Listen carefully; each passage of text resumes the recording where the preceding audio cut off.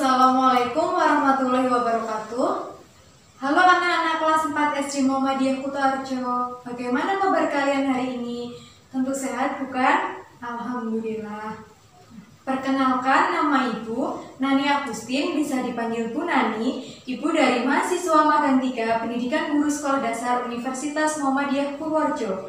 Nah, pada pagi hari ini kita akan belajar tema 4 berbagai pekerjaan pada mata pelajaran IPS, yaitu tentang kegiatan ekonomi.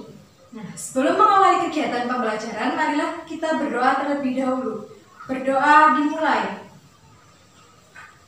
Berdoa selesai. Lingkungan tempat tinggal manusia mempengaruhi kegiatan ekonomi penduduk. Tahukah kamu tentang kegiatan ekonomi? Apa saja kegiatan ekonomi yang ada di sekitar kita? Ayo kita pelajari bersama. Nah, segala benda yang kamu gunakan dalam kehidupan sehari-hari harus melalui beberapa proses hingga sampai ke tanganmu. Proses-proses tersebut terdiri atas beberapa rangkaian kegiatan yang disebut dengan kegiatan ekonomi.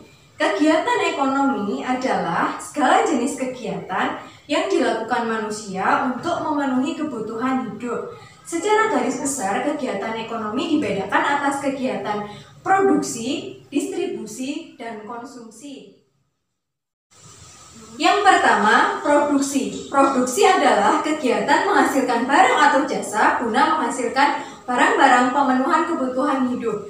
Nah, orang yang melakukan kegiatan produksi disebut produsen. Pada kegiatan ini, produsen menghasilkan barang atau jasa. Berikut contoh pekerjaan yang menghasilkan barang atau jasa. Yang pertama, pekerjaan penghasil barang. Nah, jenis pekerjaan ini menghasilkan barang yang nantinya akan dikonsumsi orang lain untuk memenuhi kebutuhannya. Contohnya yang pertama yaitu petani yang menghasilkan padi, kemudian yang kedua nelayan yang menghasilkan ikan, yang ketiga pengrajin mebel yang merubah kayu menjadi meja, kursi, lemari, dan yang lain-lain. Kemudian yang keempat yaitu kegiatan di pabrik konveksi, di mana di dalamnya terdapat kegiatan memproduksi pakaian.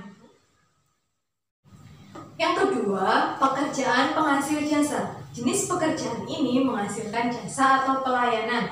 Contohnya yang pertama, tukang cukur yang menghasilkan jasa untuk mencukur rambut. Yang kedua, tukang laundry yang menghasilkan jasa untuk mencuci pakaian. Serta yang ketiga, tukang ojek yang menghasilkan jasa untuk mengantar orang ke tempat tujuan.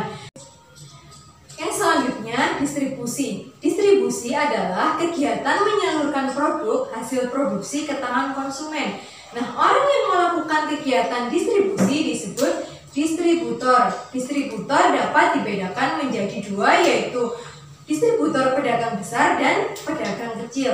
Nah, yang pertama pedagang besar. Pedagang besar adalah distributor yang membeli barang langsung dari produsen dalam jumlah besar untuk kemudian disalurkan ke pedagang kecil. Contohnya yaitu eksportir dan importir. Apa itu eksportir? Eksportir adalah orang atau instansi yang melakukan aktivitas pengiriman komoditas menuju negara lain atau yang biasa disebut dengan ekspor.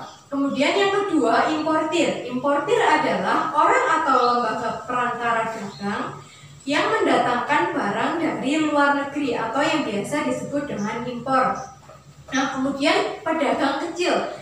Pedagang kecil adalah distributor tangan kedua yang membeli barang dari pedagang besar dalam jumlah tertentu, kemudian menjual barang langsung kepada konsumen. Contoh dari pedagang kecil antara lain yang pertama yaitu toko baju yang menjual baju yang diproduksi oleh pabrik yang disalurkan atau dijual kepada pemakai baju tersebut. Kemudian yang kedua yaitu warung yang menjual beras, sayur, dan lain-lain yang menjual hasil produksi dari petani kepada pemakai barang. Kemudian yang ketiga ada toko buku yang menjual buku sehingga kita bisa menggunakan buku tersebut untuk keperluan belajar. Selain pedagang besar dan pedagang kecil, terdapat juga perantara. Perantara adalah distributor yang mempertemukan penjual dengan pembeli dan tidak bertanggung jawab atas kondisi barang tersebut. Nah, contoh dari pekerjaan yang termasuk perantara yaitu agen, komisioner, dan makelar. Apa itu agen? Agen adalah perusahaan perdagangan nasional yang bertindak sebagai perantara untuk dan atas nama prinsipal berdasarkan perjanjian untuk melakukan pemasaran tanpa melakukan pemindahan hak atas fisik barang dan jasa yang dimiliki atau dikuasai oleh prinsipal yang menunjuknya. Yang kedua, komisioner adalah istilah umum dalam organisasi atau kelembagaan yang menunjuk kepada seseorang atau beberapa orang yang terpilih atau ditunjuk untuk menjalankan satu bidang tugas dalam sebuah komisi.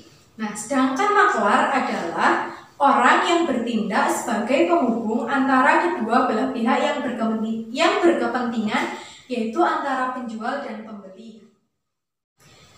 Yang terakhir yaitu konsumsi. Konsumsi adalah kegiatan menggunakan atau memanfaatkan benda atau jasa.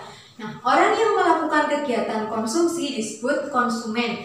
Contoh dari kegiatan ini yaitu yang pertama seperti kita makan nasi, sayur, dan lauk pauk untuk memenuhi kebutuhan sehari-hari, kemudian mencukur rambut, dan memakai pakaian, serta menggunakan ojek untuk menuju ke suatu tempat.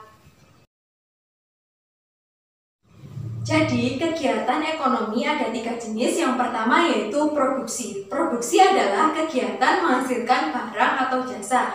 Nah, orang yang melakukan kegiatan produksi disebut produsen. Yang kedua, distribusi. Distribusi adalah kegiatan menyalurkan barang atau jasa ke tangan konsumen. Orang yang melakukan kegiatan distribusi adalah distributor. Dan yang ketiga yaitu konsumsi. Konsumsi adalah kegiatan menggunakan atau memanfaatkan benda atau barang. Nah, orang yang melakukan kegiatan konsumsi disebut konsumen. Nah, semua kegiatan ekonomi tersebut dilakukan oleh manusia untuk memenuhi kebutuhan hidupnya. Akhiri kegiatan pembelajaran pada hari ini, marilah kita berdoa. Berdoa mulai. Berdoa selesai. Sekian video pembelajaran dari Ibu, semoga bermanfaat. Tetap semangat ya. Terima kasih. Wassalamualaikum warahmatullahi wabarakatuh.